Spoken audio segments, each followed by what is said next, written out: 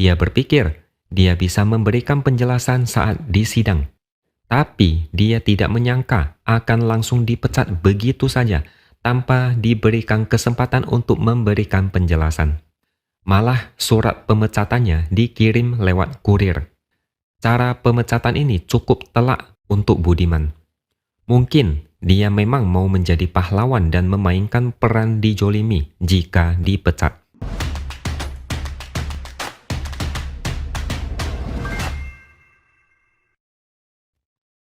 Halo, bertemu lagi dengan saya X Hardy di Opini Siword. Akhirnya setelah berani terang-terangan mendukung Prabowo, Budiman Sujatmiko harus menerima konsekuensi paling berat, yaitu memilih antara mundur secara sukarela atau dipecat. Tapi dia ngotot tidak mau mundur, sehingga mau tidak mau PDIP resmi memecat dia. Surat pemecatan Budiman ditandatangani langsung oleh Megawati dan Sekjen PDIP, Hasto Kristianto. Budiman saat ini bukan lagi kader PDIP. Dia sekarang bebas kemana saja. Mau dukung Prabowo sepuasnya juga tidak ada yang melarang. Tapi dia pernah bilang akan jomblo dulu untuk beberapa waktu sebagai masa berkabung. Ibaratnya orang yang baru kehilangan pasangan hidup harus melewati masa berkabung yang lama. Tapi saya melihat cara PDIP memecat Budiman ada drama yang menarik. Awalnya kita bertanya-tanya, kenapa Budiman berani mendukung Prabowo sebagai kader PDIP? Bahkan dia tidak mau mundur dari PDIP. Politikus PDIP, Dedi Yefri Sitorus pernah menyindir Budiman lewat video.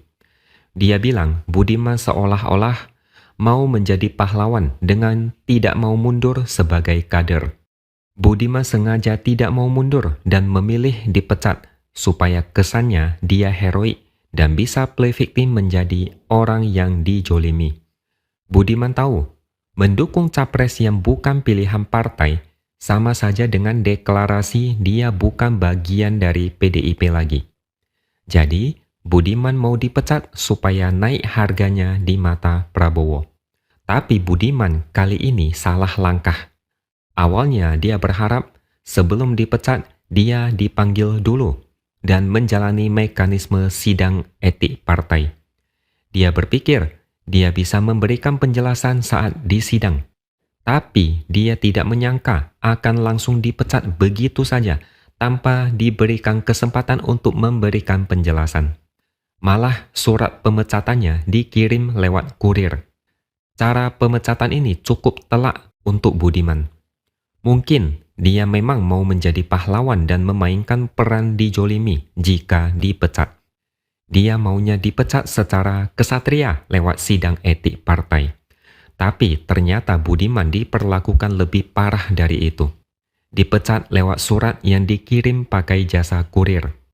Ini mirip dengan seorang wanita yang mutusin pacarnya lewat WhatsApp atau karyawan yang dipecat atasannya lewat WhatsApp. Sedihnya tidak usah dibilang lagi. Ini adalah cara paling memalukan dari berbagai jenis cara dipecat. Semua orang ingin berhenti baik-baik atau dipecat dengan cara yang terhormat. Tapi kalau dipikir lagi, memangnya ada pemecatan secara terhormat. Sedangkan kata pecat itu sendiri dianggap buruk. Dipecat ya artinya tidak terhormat. Orang dipecat pasti karena melakukan kesalahan fatal. Mana ada orang dipecat kemudian dibuat perayaan besar-besaran untuk melepaskan kepergian orang yang dipecat. Dipecat ya tinggal dibuang karena memang sudah tidak ada gunanya. PDIP tidak ada pilihan lain selain memecat Budiman, karena kalau tidak, akan ada banyak kader yang berbuat sesuka hati atau mengikuti Budiman. Saya rasa setiap kader PDIP atau kader partai apapun pasti paham apa yang boleh dan tidak boleh dilakukan. Membangkang berarti resiko dipecat. Niat Budiman mau melambungkan namanya di depan Prabowo, sekarang dirinya seperti tidak dihargai. Budiman harusnya sadar, Prabowo sendiri sedang ngos-ngosan karena kekuatannya mulai mentok di berbagai survei. Sementara itu, Jokowi juga kasih kode kalau dia tidak pernah memberikan dukungan khusus untuk Prabowo. Kalau tidak percaya, silakan tanya pada angin. Begitulah kata Jokowi.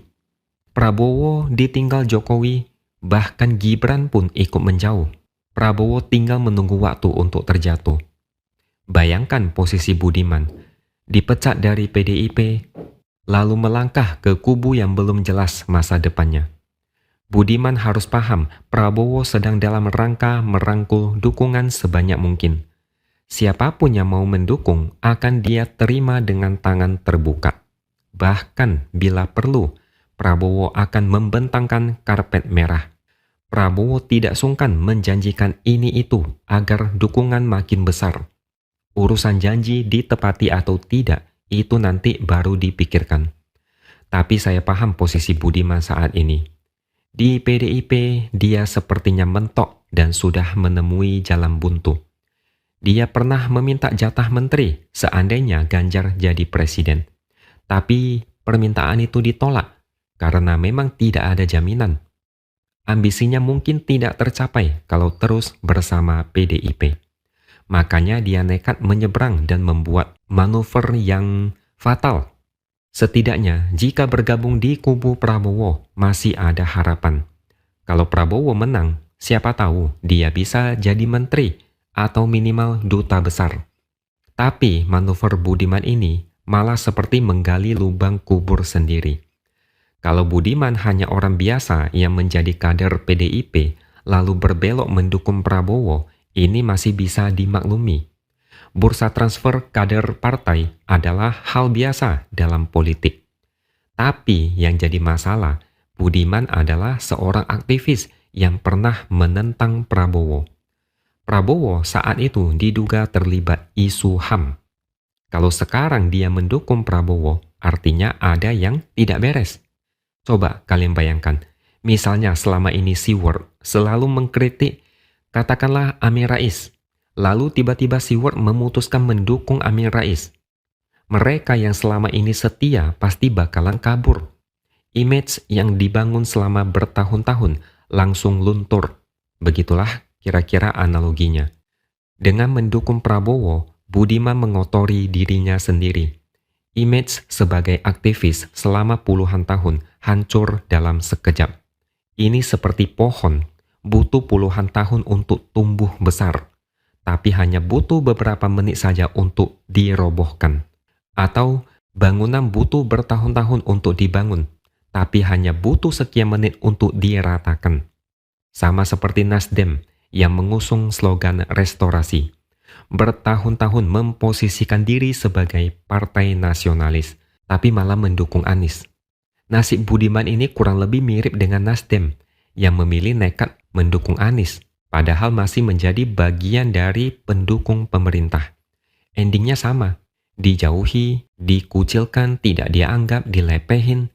Yang paling berat adalah rakyat menilai Nasdem dan Budiman tidak bisa dipercaya. Yang satu dianggap berkhianat pada pemerintah dengan mengusung antitesis Jokowi, yang satu lagi dianggap berkhianat pada mereka yang memperjuangkan isu HAM.